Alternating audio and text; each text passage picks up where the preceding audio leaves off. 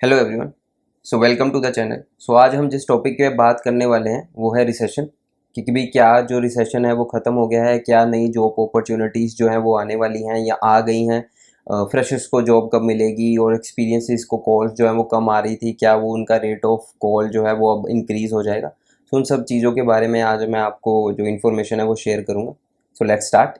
So hello everyone, मेरा नाम रजत है और मैं एक प्रोफेशनल वेब डेवलपर हूँ और मैं करंटली 8 इयर्स ऑफ एक्सपीरियंस इस आईटी इंडस्ट्री में हूँ और मैं एक प्रोडक्ट बेस्ड ऑर्गेनाइजेशन में काम कर रहा हूँ।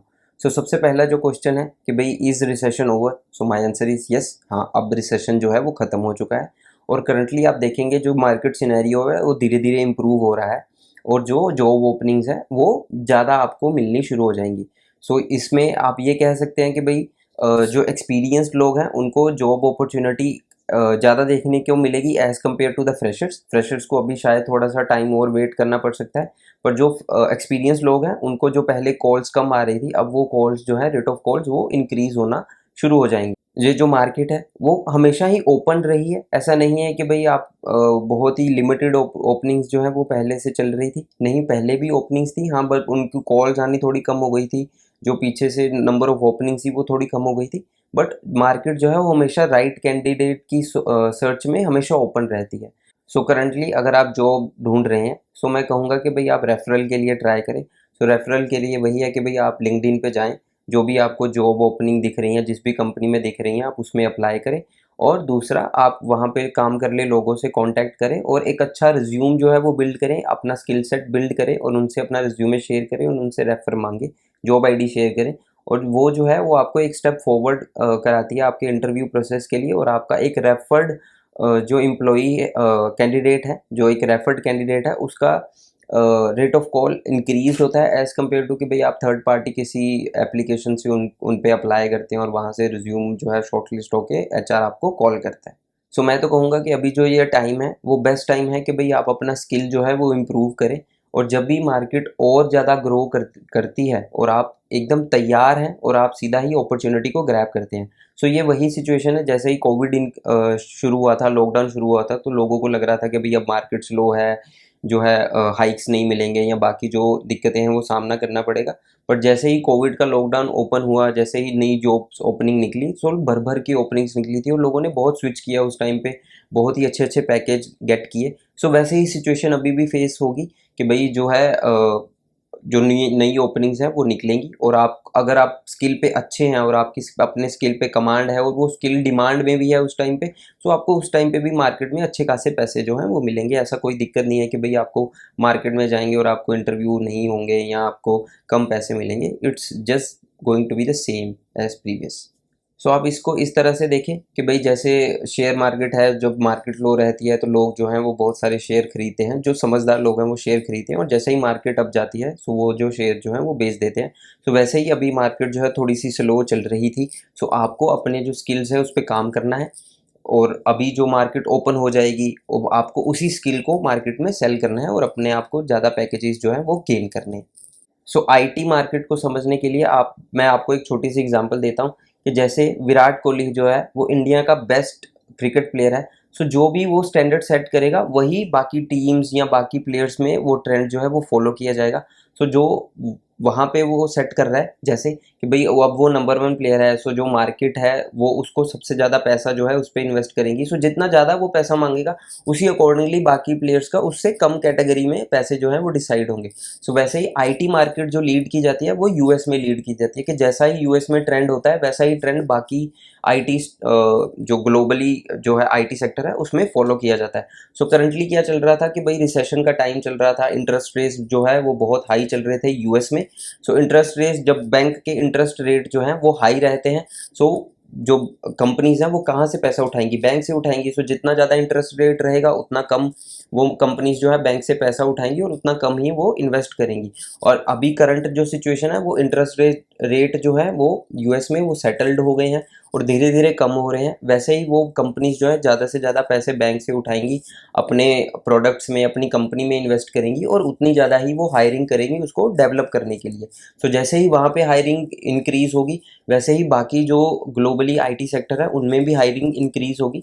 और जो हमारा मेजर रेवेन्यू है जो आईटी इंडियन आईटी जो सर्विस बेस्ड कंपनीज काम करती हैं उनके मेजर क्लाइंट यूएस और यूके हैं। सो जैसे ही यूएस में कंपनीज जो हैं वो ग्रो करना शुरू करेंगी, वैसे ही भाई इंडिया में हायरिंग ज़्यादा हो जाएगी। और इसका मेन रीज़न यही है कि भाई वहाँ पे जो रिसोर्सेज है वो आउटसोर्स किए जाते हैं इंडिया जैसी कंट्री से, क्योंकि यहाँ पे उनको जो लेबर है वो सस्ती पड़ती है एज़ कम्पेयर टू कि भाई वो वहाँ पे लोग जो है हायर करें और उनको पैसे दें। सो हमें क्या करना है इस सिचुएशन में, सेम जैसे मैंने आपको बताया कि भाई अभी जो मार्केट स्टैंडर्ड है वो धीरे धीरे इम्प्रूव हो रहा है, मार्केट सिनेरियो इम्प्रूव हो रहा है, जॉब्स जो हैं वो आगे और भी ज़्यादा आएंगी। सो हमें जो है वो अपने स्किल पे काम करना है, अपने स्किल को गेन करना है और उस पर कमांड इंक्रीज करनी है। जैसे ही हमें अपॉर्चुनिटी मिले तो हम वैसे ही उसको ग्रैब करें, अपना इंटरव्यू अच्छे से दें, अपने स्किल पे कमांड हो और हम एक अच्छी अपॉर्चुनिटी गेट करें।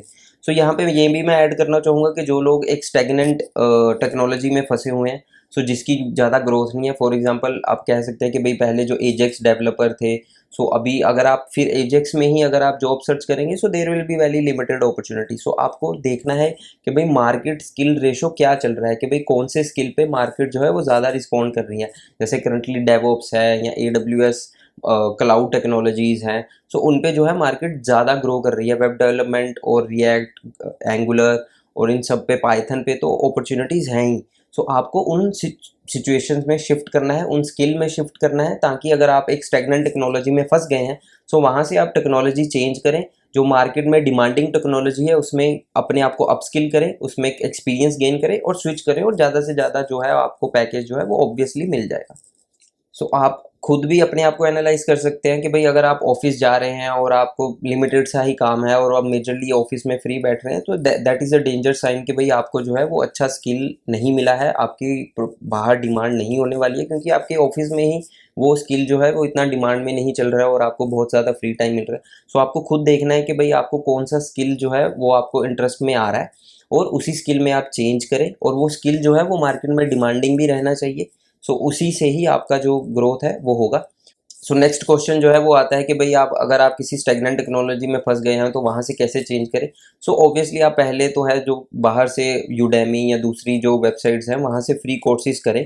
अब उसके बाद थोड़ा कंट्रीब्यूशन अपने प्रोजेक्ट में, थोड़ा कंट्रीब्यूशन अपनी मैनेजर की नज़रों में दें कि भाई मैं इस टेक्नोलॉजी में अच्छा ग्रो कर रहा हूँ, और वहाँ से आप उसकी गुड बुक्स में आने के बाद आप जो टेक्नोलॉजी है वो चेंज करें और उसी टेक्नोलॉजी में थोड़ा सा उस प्रोजेक्ट में काम करके, उस टेक्नोलॉजी के प्रोजेक्ट में काम करके एक्सपीरियंस गेन करें, और उसके बाद बाहर जो है मार्केट वो आप चेंज करें। और थोड़ा सा आपको इंटरव्यू प्रोसेस के बारे में भी समझना है कि भाई कैसे एक रिज्यूम जो है, एक अच्छा रिज्यूम बनाया जाता है, कैसे आपको जो स्किल्स जो है वो आपने सीखे हैं वो कैटेगराइज्ड रिज्यूमे में डालने हैं ताकि वो नोटिस हो HR और जो टेक्निकल रिक्रूटर है उसको। और जिस चीज़ पे आपने काम नहीं किया सो प्लीज़ उसको ऐड मत करें अपने रिज्यूमे में कि भाई एज हाई कीवर्ड, कि भाई सो कॉल्ड कीवर्ड्स आप उसमें डाल दें और जब भी आपसे वो पूछा जाए तो आप इंटरव्यू में उसका जवाब ना दे पाए।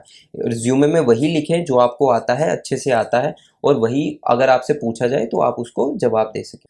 So this is end of the video. So currently मैं यही कहूँगा कि मार्केट जो है वो इम्प्रूव हो रही है, आपको अपस्किल करना है, अप टू डेट रहना है, और वहीं से ही आपको अच्छे पैकेजेस जो हैं वो मिलने शुरू हो जाएंगे। और फ्रेशर के रिगार्डिंग यही मैं बताऊंगा कि भाई फ्रेशर्स के लिए भी अपॉर्चुनिटी आएंगी। सो आपको अपने वही स्किल जो है वो बना के रखने हैं, आपको प्रोजेक्ट्स जो है वो बना के रखे होने चाहिए, और जैसे ही आपको अपॉर्चुनिटी मिले आप अपने वो प्रोजेक्ट्स और अपने स्किल शोकेस करें और जो जॉब्स हैं वो गेट करें। सो अगर आपको ये वीडियो अच्छी लगी सो लाइक और सब्सक्राइब जरूर करें और अपने फ्रेंड्स के साथ शेयर करें, ताकि उनको भी इस रिसेशन के टाइम पे जो मैं नॉलेज शेयर कर रहा हूँ उनको वो मिल सके। और कमेंट में आप ज़रूर लिख के जाएं कि आप चाहते हैं, क्या चाहते हैं कि भाई मैं किस पे नेक्स्ट वीडियो जो है वो बनाऊँ। Thank you very much.